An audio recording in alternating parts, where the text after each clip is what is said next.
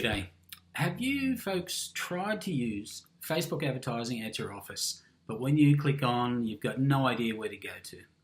Well, the first thing you need to understand is something called your marketing objective. Let me show you where to start.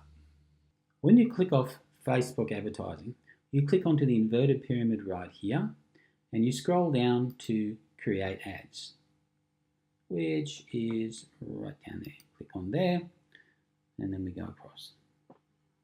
Countdown. First thing you'll notice is what's your marketing objective. There are three main areas here. Imagine you're fishing. In this section here, you've got awareness, consideration, and conversion. When you start fishing, you throw lots of, it's called burley, lots of scraps of food to attract fish. And pretty much this is what happens in this area here. The second part of fishing is you put a juicy worm on the hook and you get a bit more serious, which is this section here. And then conversion. That's when you start to look at hauling in your catch. Unless you are McDonald's or a multi-office network, I'd probably not worry about this section at all. Let's go on to traffic. Traffic is the first part of consideration. Traffic is about getting people to your website. It's just perfect for some wow static or video content that you may have.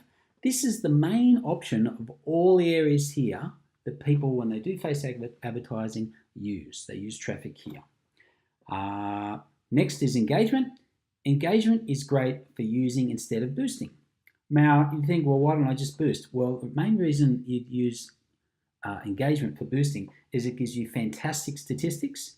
So when at the end of the campaign, you can really break down a whole lot of understanding as far as who engaged with your posts. App installs, I wouldn't really worry about that unless for whatever reason you're involved in real estate, but you want to get people to the App Store to buy that app, so let's not worry. Video views. Video views is mainly for property videos. It's not that effective for getting people past the video and then onto your website. Lead generation. Solely for building email lists. Great if you're offering something like 10 ways to improve the value of your home, a booklet that you'd invite people to leave the email address and then for you to send it out to them. So again, building that list. Messages. Messages, this is brand new. It's for businesses that want to build Facebook messaging activity. And really, there's better options for real estate agents. Right, let's go over to conversion. This is when you're getting serious and you want to haul in what your activities have been. This is where your irresistible content to land that fish, that really juicy, worm has worked effectively, and you're about to haul them in. Now, this is the super worm. It's got to have strong call to action or a limited offer, something like don't quote me here, but free photography if listed by this Friday, or something where the particular prospective vendor has seen your activities in traffic or engagement or perhaps in video, and they're very serious about what your offer is because it's got a limited offer or it's got some sense of attractability that they're ready to bite, and you can haul them in.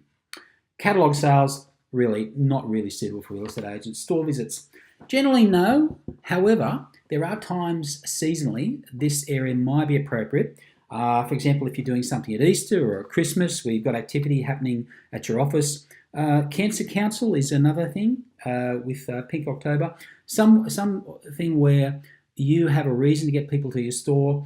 This particular option really works your locality and is great, as I said, for certain times of the year. I'll go into other areas of Facebook advertising in the next episodes.